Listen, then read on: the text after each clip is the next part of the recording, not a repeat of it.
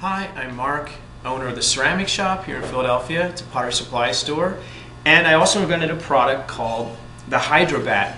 And I'm finally, after 10 years, going to demonstrate how to use it and what it is. And Dallas is here and she's going to ask us questions and we'll go from there. So, what is the HydroBat? Yeah, right. That's what people always ask. It's a weird name too. HydroBat, hydrostone. It's made of hydrostone, which is a gypsum cement. Hydro also has the word, reference to water. It's essentially a dense plaster bat that's going to absorb moisture and it's going to wick water out of the bottom of your piece after you're throwing. So it essentially eliminates the need to wire off a form. Okay? So, and you're just beginning with pottery, and so this is one of those things that would happen to a beginner throwing on a plastic bat. Now, plastic bats are okay.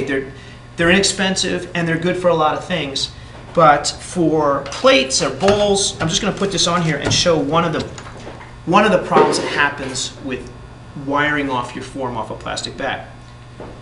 You tend to cut through the bottom. Here's one. You got to try to get through. And look, and this is what happens. How many times does that happen to you where you're pissed? You threw a nice plate and you cut through the bottom of your piece because you're throwing on a plastic bat. It's sticking to here and you have to wire it off. After teaching for so many years and seeing so many students do this, I just got tired of it. So that's essentially what the HydroBat will eliminate. Does it fit all wheels? Will it fit my wheel? Yes, it will fit every single wheel out there. If you have a wheel that has a different pin configuration other than 10 inches, we sell an adapter that will make your wheel work.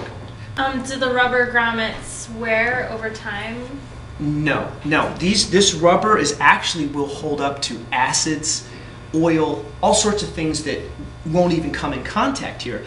It's a high-grade rubber and it will last a lifetime. I mean, I guarantee it. This will never wear out.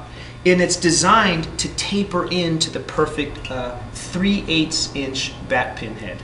Okay?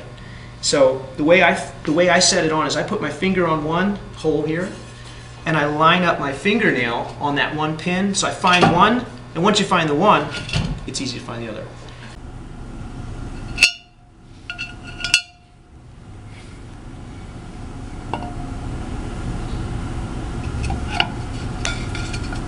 And there it is. It's perfectly on there.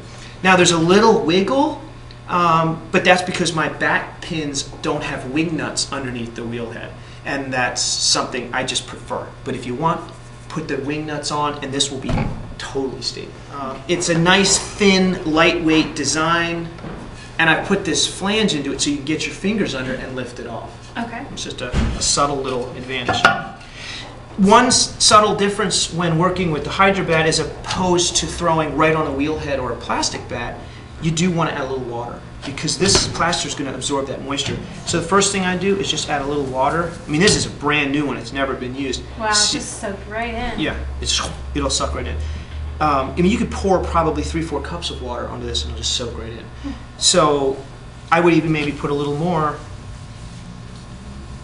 Okay, and that's it. And then you just use it like a normal wheel head. Throw your form up, throw your ball on there.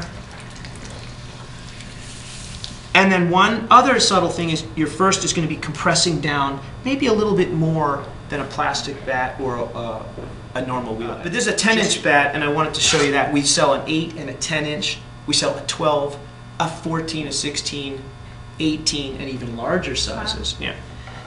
If you wanted the smaller bats, which people buy these in like sets of 12, you need an adapter. Okay. So all this is, it just sits here, sits on there perfectly. Same thing, you find your, boom, it's on.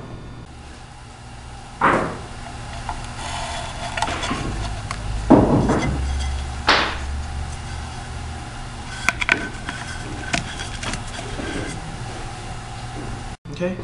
Now again, I said I threw this at like 2, and I bet you, look at that, just popped right off.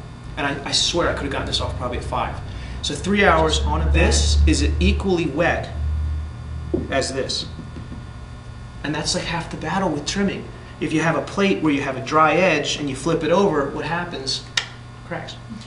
So it's just making your trimming, your throwing more successful. And you're going to be able to throw larger plates with the larger bats. Anything else? Well, how do I clean it? So now I've thrown it, I've popped my pot off, and now, you know, I want my bat to last. Right. I've made an investment in it, and I want to keep it for Right. a long time. So how do I clean it? How do I take care of it? Yeah, it's a good question. I mean, there's really not much you have to do. People want to know, should I soak it or like clean it at the sink? You can, but now it's soaked full of water, and you just want it to dry out. But besides just cleaning them with a sponge, that's it. You don't need to do anything. I mean, they're strong. They've got cement in them. So they'll last. One other thing was after you throw your form, the final step, especially working on a HydroBat, it's nice to take a wood knife like this and sort of undercut your piece. I call it wet trimming. You want to clean away the clay from under here. Now I threw this a little bit ago, so it's still stiff, but I think we'll still be able to do it. See this? Mm-hmm. See how I can trim away that clay? Yeah. I mean, that's one nice thing about the bat, is you can take it off and put it back on, you know, and do more stuff to it. Take your knife like this on an edge, and look at that, how that just trims away nice like that. So to clean it, I can almost just scrape it down. I don't even have to use a sponge. Exactly. Just put it on the wheel head and shave off that clay, lightly sponge it at the sink, and that's all you need to do. It's going to last you a lifetime.